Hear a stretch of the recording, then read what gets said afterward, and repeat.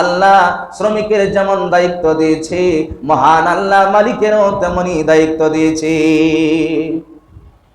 শ্রমিক হিসেবে আমার দায়িত্ব হলো, আমি যা চাকরি নিলাম, আমার মালিকের কাজ আমাকে বুঝায় দেওয়ার পর আমার সেই কাজটা পরিপূর্ণভাবে আদায় করা, এটা আমার দায়িত্ব, এটা আমার কর্তব্য, মালিকের হক আমার উপর। আমি যদি মালিকের হক আদায় করি, আল্লাহর বিধান অনুসরণার্থে যদি মালিকের বিধান, আল্লাহর বিধান যদি অনুসরণ করতে যাইয়া মালিকের কাজ যদি আমি পরিপূর্ণভাবে আদায় করি, আর মালিক যদি শ্রমিকের হক আদায় করার লক্ষ্যে আল্লাহর বিধান অনুসরণ করতে যাইয়া যদি শ্রমিকের হক আদায় করি, তাহলে কিয়ামত পর্যন্ত স্লোগানের প্রয়োজন নাই, আপনি শ্রমিকের হক মালিক এমনি আদায় করে দিবে। বলুন ঠিক কিনা? আলহামদুলিল্লাহি নাহমাদুহু ওয়া নাস্তাঈনুহু ওয়া নাস্তাগফিরুহু ওয়া নু'মিনু বিহি ওয়া নাতাওয়াক্কালু আলাইহি ونعوذ بالله من شرور أنفسنا ومن سيئات أعمالنا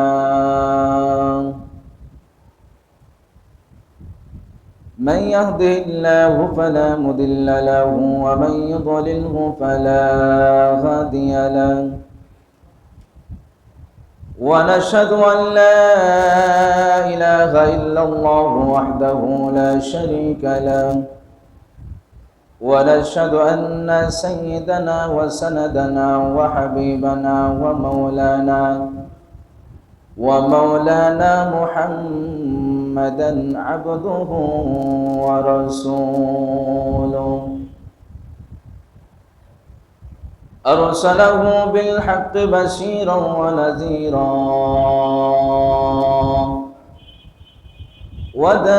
وداعيا إلى الله بإذنه وسراجا منيرا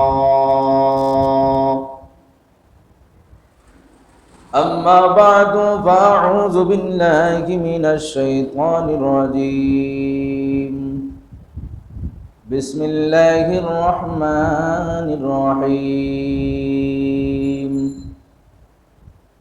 فإذا قضيت الصلاة فانتشروا في الأرض وابتغوا من فضل الله واذكروا الله كثيرا لعلهم تفلحون. وقال النبي صلى الله عليه وسلم لو أنكم توكلون على الله حق توكله لرزقكم كما يرزق الطير تغدو خماصا وتروح بطانا. وقال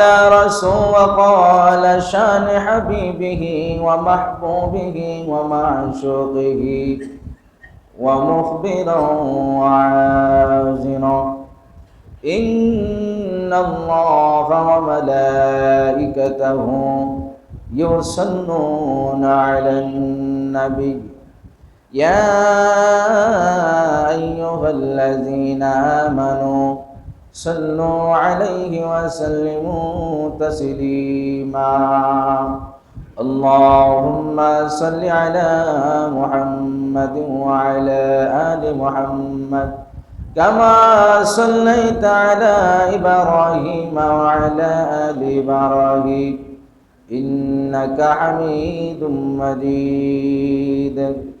اللهم بارك على محمد وعلى آل محمد كما باركت على إبراهيم وعلى آل إبراهيم إنك حميد مجيد. بلغ العلا بكماله كشف الدجى بجماله حسنت جميع خصاله صلوا عليه وآله. আলহামদুলিল্লাহ, আল্লাহ জালালুহুর দরবারে অসংখ্য অগণিত শুকর ও সুজুদ। যে মহান সুবহানাহু ওয়া তাআলা আমাকে আপনাকে মহব্বত করে ভালোবেসে পবিত্র জুমার দিনে জুমার নামাজ আদায়ের লক্ষ্যে দুনিয়াবি ঝামেলাকে অপেক্ষা করে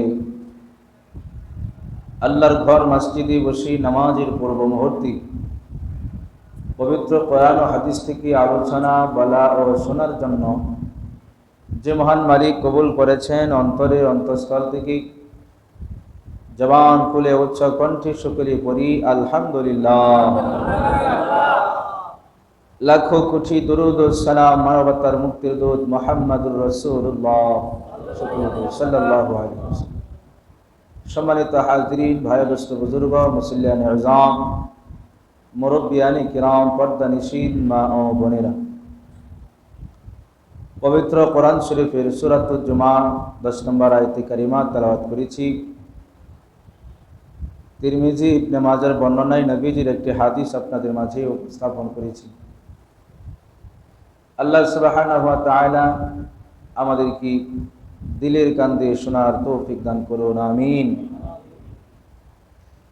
এই পৃথিবীতে আল্লাহ পাক অজস্র অগণিত মাখলুক সৃষ্টি করেছেন। বিশেষ করে আল্লাহ পাক এই জমিনের বসবাসের জন্য মানুষকে নির্বাচিত করেছেন।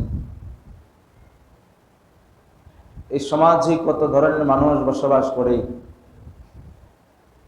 এই সমাজে সুন্দর মানুষ, কালো মানুষ, ধনী গরিব, শক্তিশালী দুর্বল, প্রভাবশালী, সকল শ্রেণী মিলিয়ে একটি সমাজ গঠিত হয়। মানুষ ধনী হতে পারে, গরিব হতে পারে, সুন্দর হতে পারে, কালো হতে পারে, তবে আল্লাহর কাছে ওই ব্যক্তি হচ্ছে সবচেয়ে দামি যে মানুষ আল্লাহর বিধানগুলি দুনিয়াতে বাস্তবায়ন করে। নিজের জীবনে, পারিবারিক জীবন, সামাজিক জীবন, রাষ্ট্রীয় সর্ব সেক্টরে যে মানুষ আল্লাহর বিধান প্রয়োগ করে মেনে চলে, মান্য করে, ওই মানুষ আল্লাহর কাছে গুণগত মানুষ বলে বিবেচিত হয়। আমাদের দৃষ্টিতে এর বিপরীত হলেও আল্লাহর কাছে সবাই সমান। বরং আমাদের দৃষ্টিতে সুন্দর কালোর চাইতে মূল্যায়ন আমরা বেশি করি, দামি বেশি। গরিবের চাইতে ধনীর দাম বেশি। কিন্তু আল্লাহর কাছে কোনো কোনো ক্ষেত্রে যে সুন্দর মানুষ আল্লাহর ইবাদত করে না, আর একজন কালো মানুষ আল্লাহর বিধান মেনে চলে, আল্লাহর কাছে সুন্দরের চেয়ে কালো মানুষের দাম বেশি। যে ধনী ধনাঢ্য ব্যক্তি আল্লাহর বিধান মেনে চলে না, গরিব অসহায় আল্লাহর বিধান মেনে চলে, আল্লাহর কাছে ধনীর চাইতে গরিবের মূল্য বেশি। আমাদের দৃষ্টিতে যা হয় তার বিপরীত আল্লাহর কাছে হবে। আমরা গরিবকে দেখে সালাম দেই না, কিন্তু সমাজের ধনী মানুষকে দেখে আমরা সালাম দেই।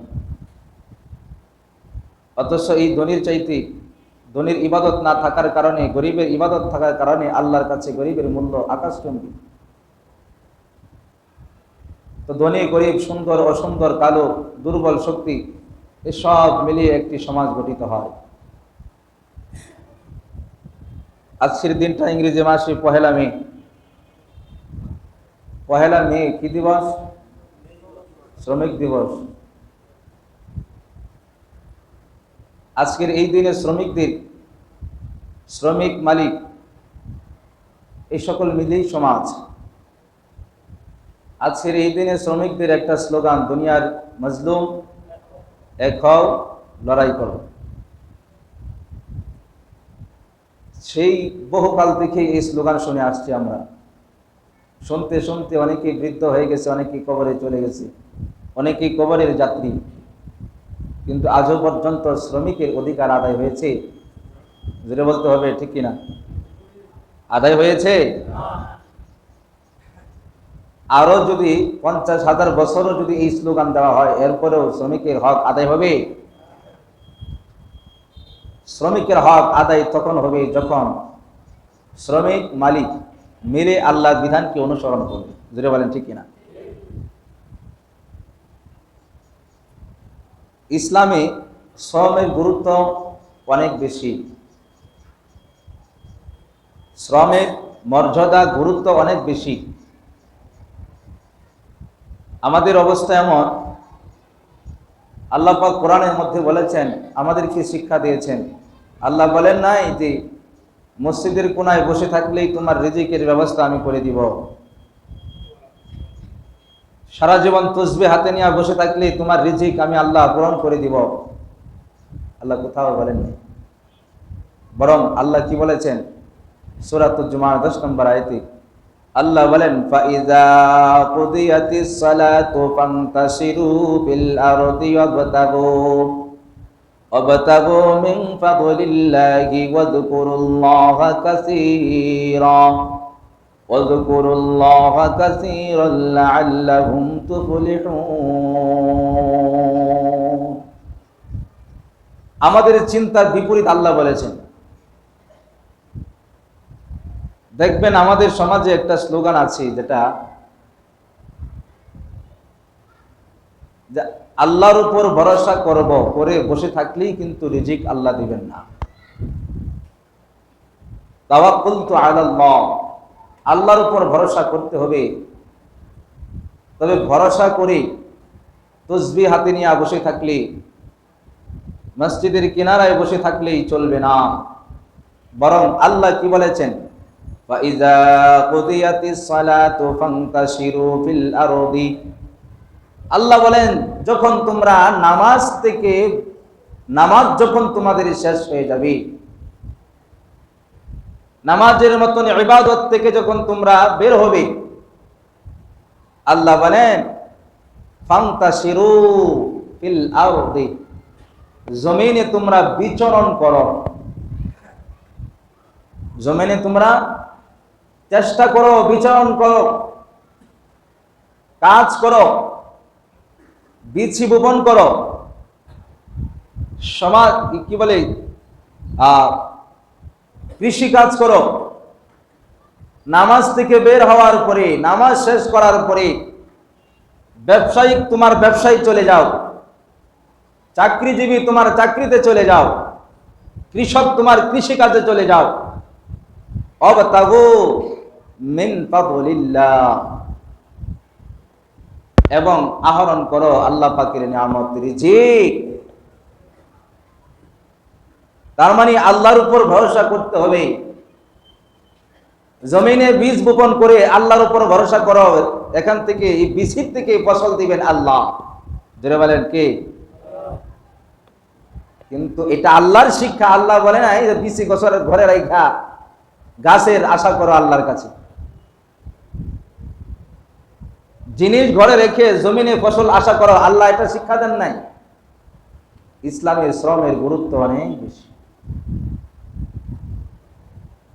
আল্লাহ পাক শিক্ষা দিয়েছেন, যখন তোমরা নামাজ থেকে বের হবা, তখন ব্যবসা প্রতিষ্ঠান খুলে আল্লাহর উপর ভরসা করো, আল্লাহ তোমার রিজিকের ব্যবস্থা করবে।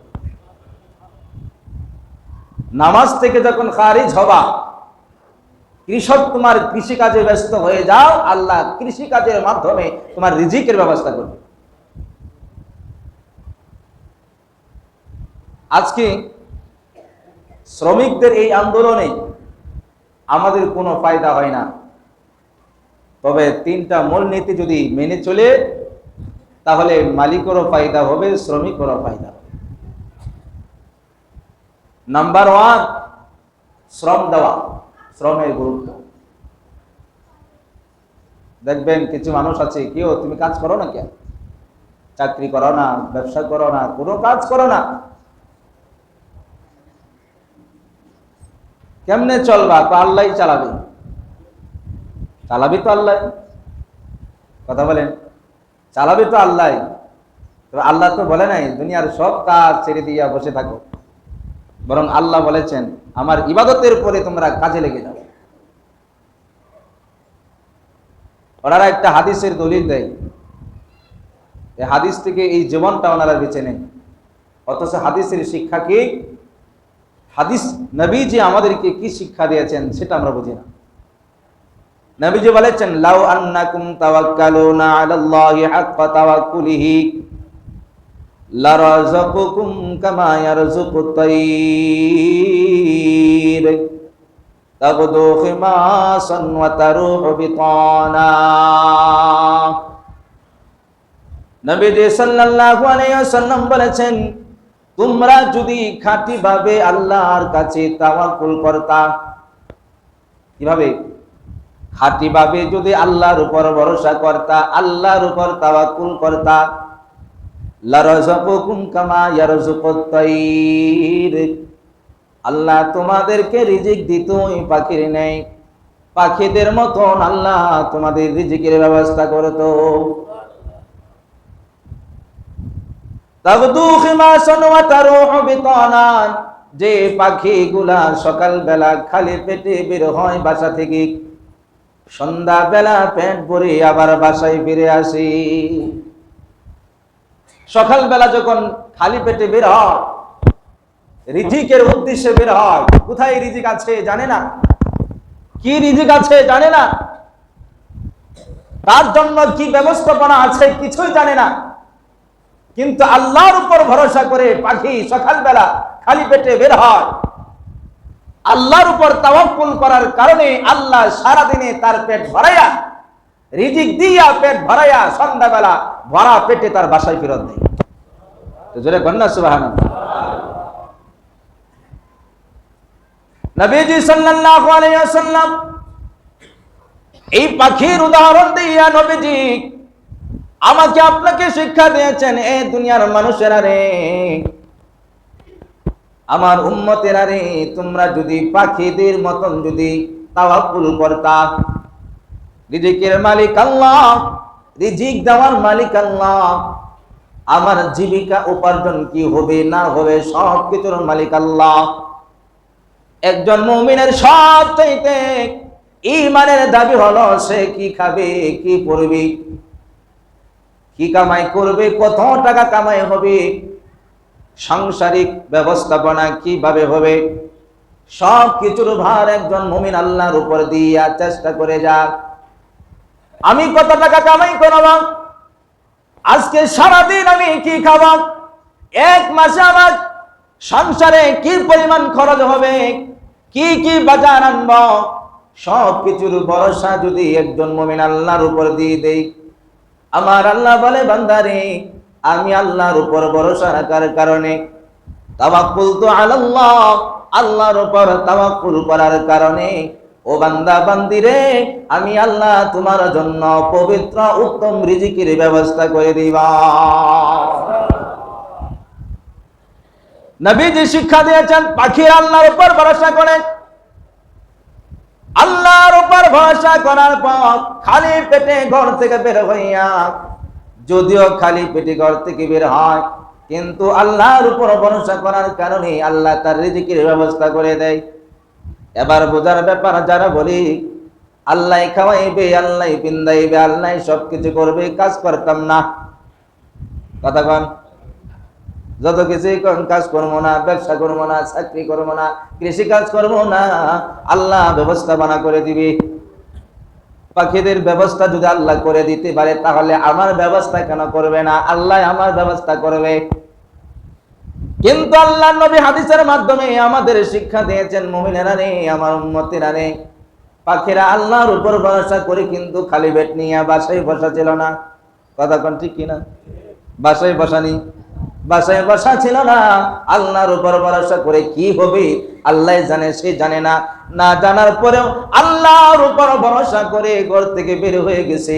আমার নবী বলেন, এ মুমিনেরা রে, আমার উম্মতেরা রে, তোমরা যদি আল্লাহর উপর ভরসা করে কাজ শুরু করে দাও, ব্যবসা শুরু করে দাও, চাকরি শুরু করে দাও, কৃষি কাজ শুরু করে দাও, আমার আল্লাহ ওই চেষ্টার মাধ্যমে তোমার সকল চাহাত আল্লাহ পূরণ করে দিবে।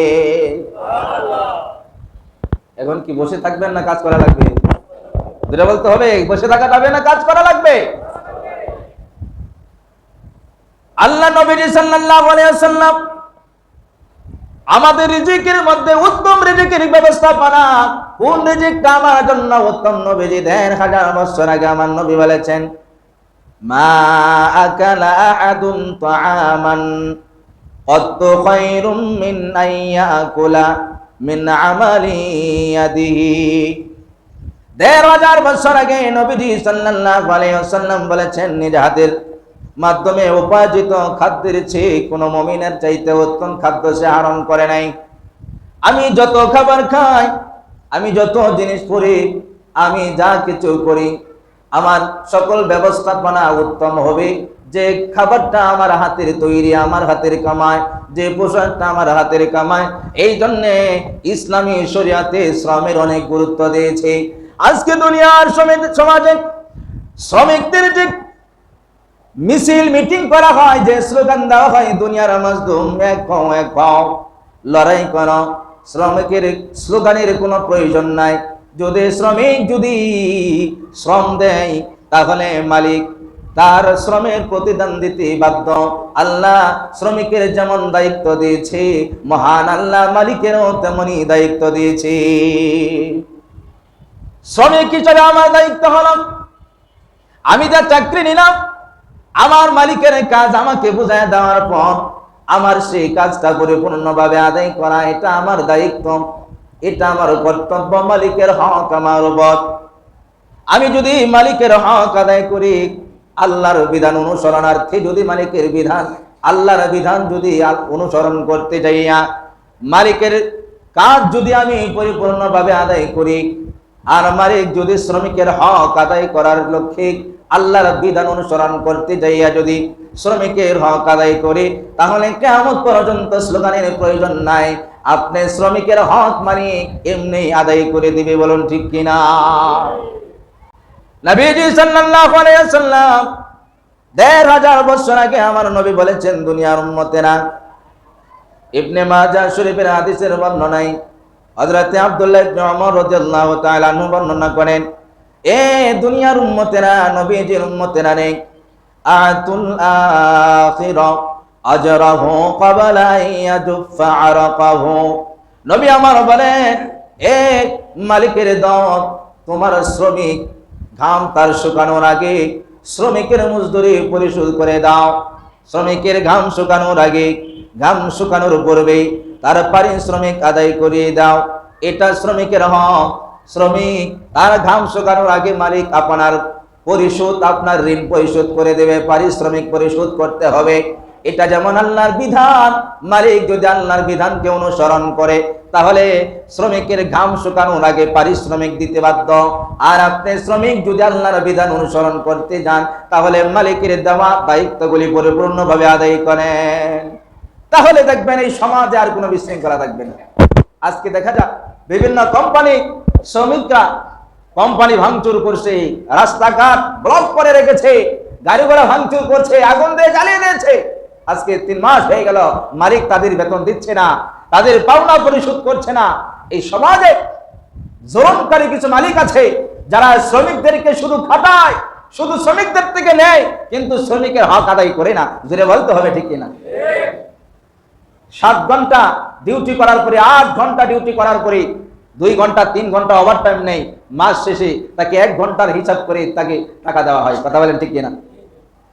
1 মিনিট সময় যদি শ্রমিক আপনার পিছনে দেয়, 1 মিনিটের হক আদায় করতে হবে।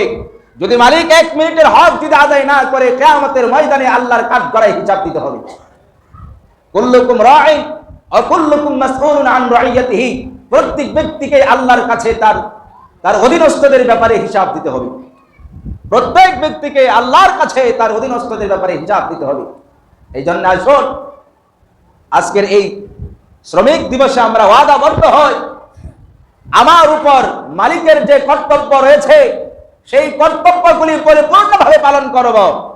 আর আমার অধীনস্থ যে সকল শ্রমিক আছে, আমিও ওয়াদাবদ্ধ হই, আমার শ্রমিকের ঘাম শুকানোর আগে তার পারিশ্রমিক আমি মালিক হিসাবে পরিশোধ করে দিব।